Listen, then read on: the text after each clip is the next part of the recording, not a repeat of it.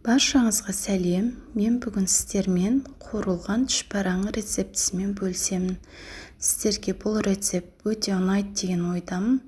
Менің видеомды соңына дейін көріп, маған тіркелуді ұмытпаңыздар.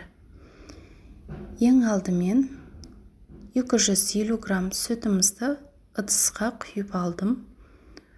Оның үстіне 25 грамм майымызды ерітілген салып, және де қасықтың ұшымен ғана разрехте салып, оны араластырып қойдым.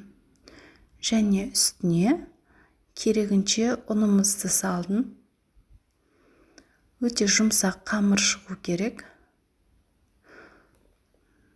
Жақсылап араластырып, иін қандырамыз. Бұл илеген қамырымызды 1-1,5 сағатқа қойып қойдым.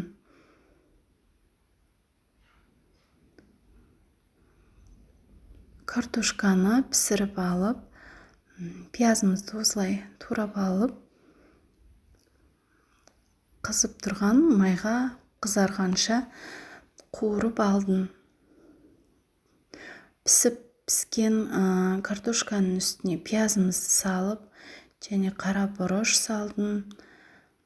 Керегінше тұз салдым, дәміне қарай. Оны жақсылап езіп, дайындап қойып қойдым.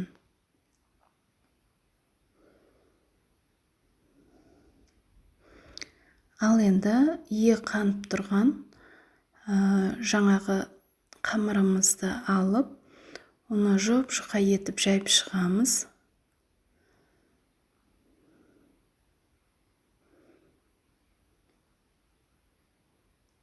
Менде осындай жұқа қамыр шықты.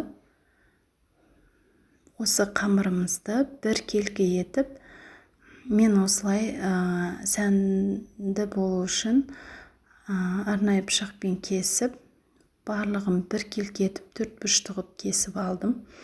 Барлығын дайындап қойдым. Және осының ішіне дайын болған салмамызды саламыз. Осылай барлығын салып, дайындап қоямыз.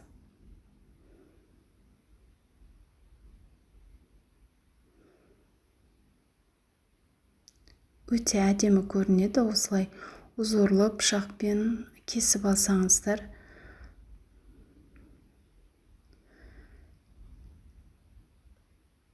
Дайын болған пельмендерімізді